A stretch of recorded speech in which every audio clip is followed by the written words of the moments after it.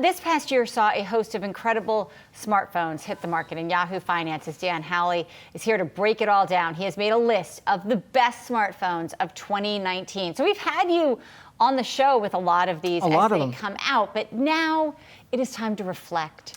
It's the end of the year. You get to look back and see, what did I really like and how does it compare to the competition? So drum roll, what'd you find? Okay, so I have a couple of categories. All right, so rather than best camera phone or best smartphone with a camera, I wanted to go with what a lot of people struggle with is low light photos. You go into a bar, you go to a party, something along those lines, it's hard to take a good photo now. Every camera can take regular photos out in the open perfectly, but it's low light that they all struggle. So for that, the best one is Google's Pixel 4. That is bar none the best. It makes the iPhones look a little kind of shaggy. Even with three cameras? Even with three cameras. It's all about the way that they use the software inside the phone itself to improve the image quality, and it really is mind-blowing. Outside of that, I didn't leave the iPhone off the list. There is the best iPhone for everyone because, let's face it, the iPhone is the best-selling phone in the US, so I want to give everybody an idea of which iPhone they should get, and it's the iPhone 11. Not the Pro, not the Pro Max, straight up 11, $699. You get the exact same processor as you get in the Pro and the Pro Max. You get two great cameras. Importantly, you get that nice wide angle, the wide angle and ultra wide angle lens. Telephoto's cool and all, but really you're going to use ultra wide lens to take pictures of your friends, family, large groups, buildings, things like that. That's the way to go. I also have the best Samsung phone, because I know there's a lot of Samsung fans out there.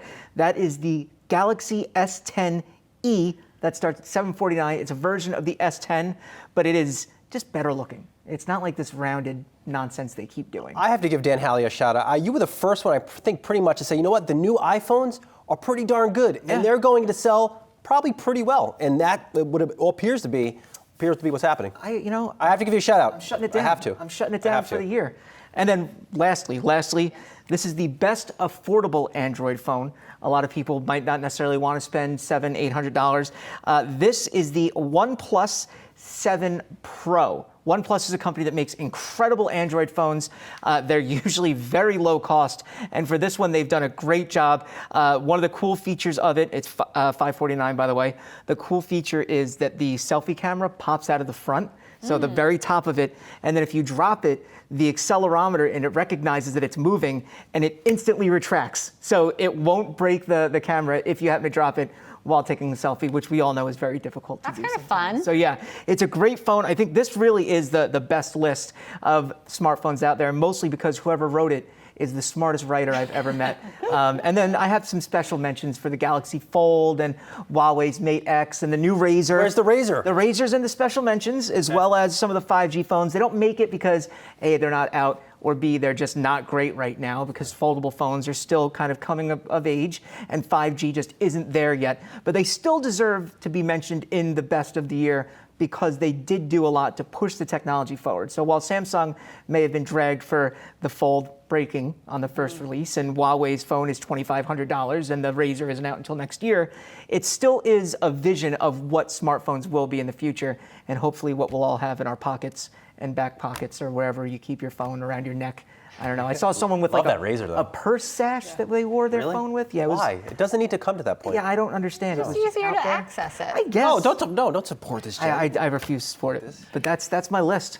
Looking at next year, are you concerned at all about the rollout of 5G just kind of overtaking some of these phone models that we've seen this year? Or do you think any of these this year will hold their own against that? I purposely told people to buy phones this year, and not just, in my articles, but my friends, my family, because next year 5G is not going to be where 4G is now. And you're going to pay more for a 5G phone right now. You're going to pay more for a 5G plan, but you're not going to get 5G probably where you live. And that means that's the case for most of America. So I think if you are going to buy a phone until the end of the year, let's say, and you bought a phone already this year, you're in great shape.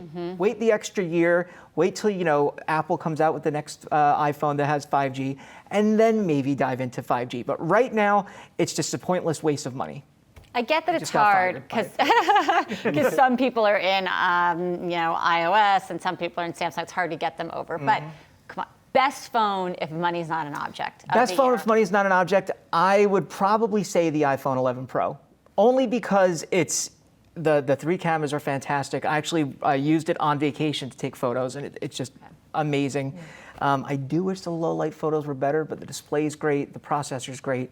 I mean, there's a reason why Apple sells 1 million of them, more than 1 million. The gold-plated iPhone, right? Yes, yeah. Okay, all right. I bought that, the Porsche version of the iPhone. Right. Dan Howley, have a fantastic Thanksgiving. I'm gonna get so fat, it's gonna be great. Can't wait. Hey investors, Zach Guzman here. Are you interested in learning more about the markets and getting the latest financial news? Well, then click right here to subscribe to our Yahoo Finance YouTube channel.